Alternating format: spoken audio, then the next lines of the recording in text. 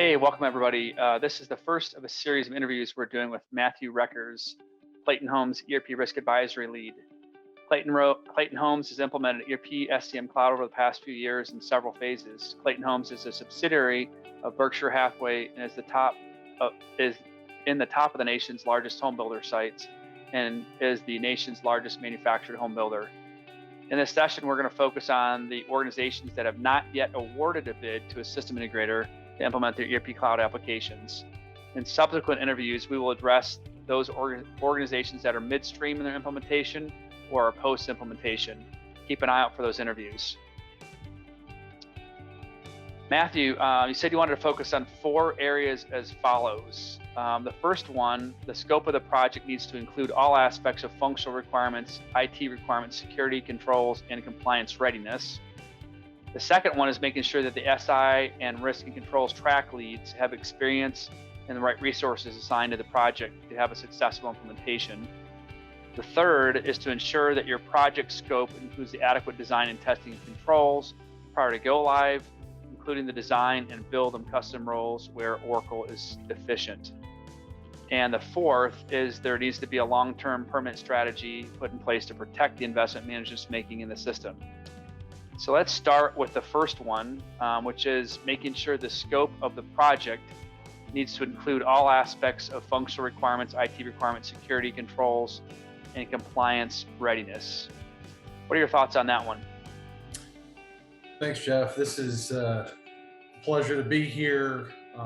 One of the aspects with this is that a lot of the system implementers focus on the functionality aspect, and so it's important to have somebody who's got buy-in from executive management, the CFO, who is concerned with the security controls and compliance area and has that conversation. They look at the scope of the project, not just based on what the SI is telling them, but hey, does this cover also security controls and compliance as well? And then that can be scoped in from the project as a whole and not just based on what the SI is providing to the client. So this is one of the crucial areas because a lot of the SIs do not bring up this topic of security controls and compliance. And the reason why is there's some cost to it. So they want the bid to look well. A lot of times they don't have the team to do it. So you can look to see if the SI has that ability or scoping it into their bid. If not, then you can ask, hey, does that SI have the ability to do that and could add that? Or 3, you can have somebody do the security controls outside of the SI. That's what we went with. So that's one of the options there, but you just want to make sure that it's scoped in and the CFO has really bought in to a culture that they're going to include that within the scope of the whole project. Excellent. Thanks, Matt. Next one I'm going to talk through is making sure the SI and risk and controls track leads have the experience and the right resources assigned to the project to have a successful implementation. Tell us what that means to you. Yeah, well, this is the second piece. Oracle has seated roles that they've developed, and one of the gaps here, if you're not hearing this from an SI, you need to know this, is that these Oracle seated roles that they've created have inherent SOD conflicts. And the idea here is if you implement with those, the functionality is going to work great because that's how Oracle created it. But Oracle also has a functionality that allows for customizing and creating your own least privilege roles within their system. And so to be able to pull in this security and controls and SOD conflicts and kind of remove those from some of these roles that produce high risk if you went with the seated roles, you need to think about customizing those roles. Another aspect that is not addressed, and Oracle doesn't really come out and say this, but there's view-only limitations with their seated roles. So if you want to give somebody access to view certain areas within Oracle, whichever functions you're implementing, you're going to need to have these custom roles, because you can't get a seated role that's going to allow them to view those transaction areas without doing the transactions. That also addresses a licensing piece that we can go into further detail later, but the key point there is that's one aspect, and then also being able to support the applications from the tech side and the business on the back end. There's no seated role specific to that support. Customizing the roles allows you to pull pieces out and create your own support structure. Awesome. Yeah, I think one of the other challenges organizations have is thinking about when they're customizing the roles, like what the impact is from the testing. So I think that's the step 3 here. The third thing you want to talk about is ensuring that your project scope includes adequate design and testing of controls, which includes role design, certainly prior to go live, especially in the areas where the design and the build of custom roles where Oracle is deficient. So we talk about how that impacts maybe the testing processes and where you'd like ideally for those custom roles to be built, and when I said maybe when rather than where. Yeah, so the earlier the better is what I like to say here. If you can get in with security controls and compliance on the front end of the project, then everybody understands that that's going to be included throughout the whole project. So when they design, and the functionality comes into play, you're working together, and if that's with the SI or with an outsourced advisory firm, that helps you with the design of those custom roles that fit your business and the build of those roles. Once they're designed and built, you want to get on board with the SI to collaborate with them with the functionality, so that you're working in tandem there, so you can provision those custom roles in the testing cycles. The earlier the better, if you can get the end users or users to test those custom roles, because this whole thing is a process. You design them and build them the best knowledge that the business has, and then you have to go through the transaction cycles to really test and make sure nothing's missing, and then add back those functions, run it through SOD, so that you can have the roles ready for production. Yeah, so I hear you saying, like, if you can do it in a cycle, like an SIT cycle, 1 or 2 cycles prior to UAT, that would be ideal. Yeah, if you can get it in 1 cycle before UAT, that is ideal. Sometimes too early, you run into the challenge that the design isn't complete for everything, and so not even the team knows what they're going to need. So there's a fine balance between having some of that scoped in, but being further along in the design stage so that they can address what those roles can do within the system. Yeah, that sounds good. All right, and the last but not least, I want to talk about maintaining this investment, this massive investment that management's making in bringing on a new system.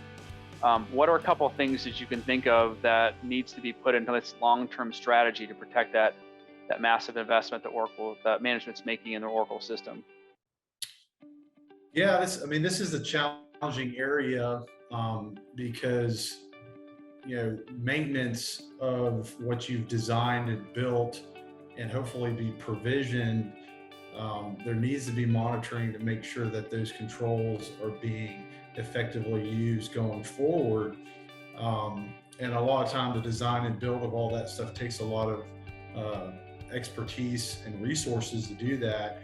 And so you want to maintain that investment going forward. so you got to have management's buy-in on this too, that they're going to dedicate that management going forward, and have the team to be able to support that going forward as well. A lot of team members that go through these implementations, they usually get other roles, or get promotions a lot of times in the business, and you want to maintain that a piece of that carries on with that knowledge and skill set.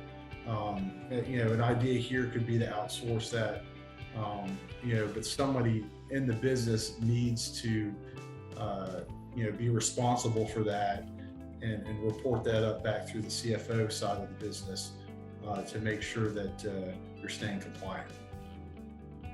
Yeah, and I can just think of a couple of examples, just based on our experience, the potential for continuing the provisioning of seated roles, where they should be used, things like the application implementation consultant role, or even in cases like we've broken apart the IT security manager role into a user provisioning role.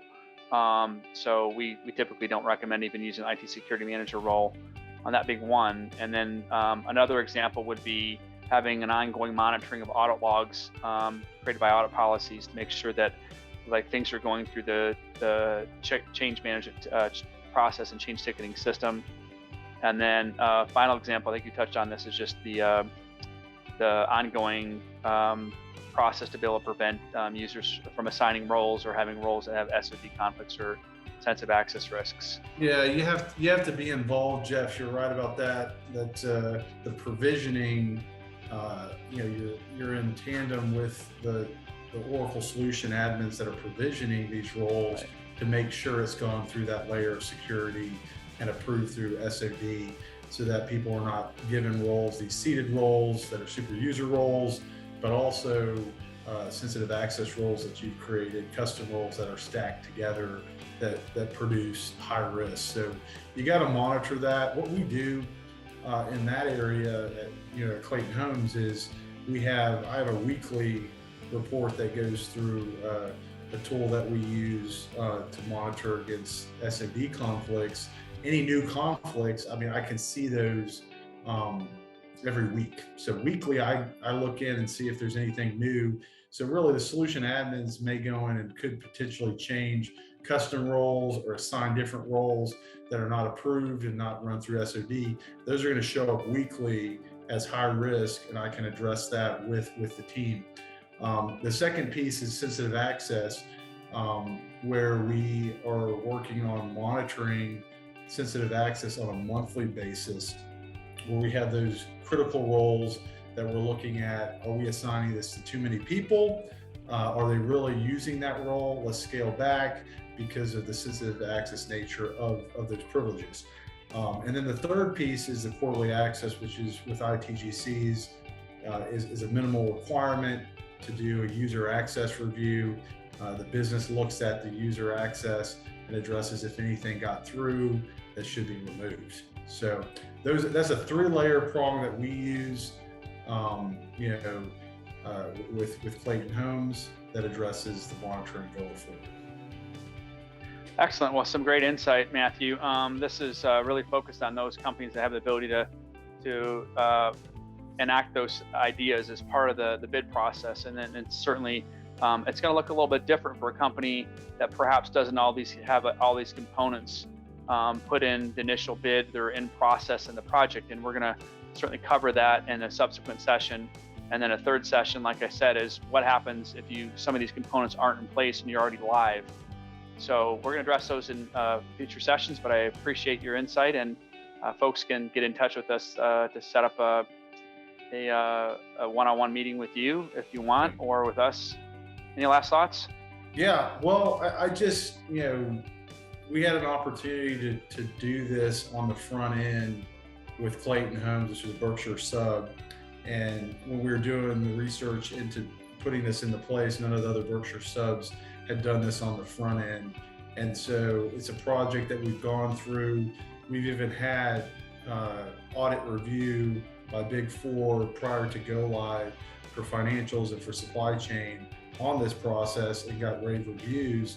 So it's something that, Jeff, I want to encourage others to do, and think about this on the front end, instead of waiting and getting this all implemented and having the heartache of changing this stuff when the auditors come in on the back end. So really, I appreciate you having me come on here to kind of share our experience, our lessons learned, and hopefully this can help other companies that are going down the same path.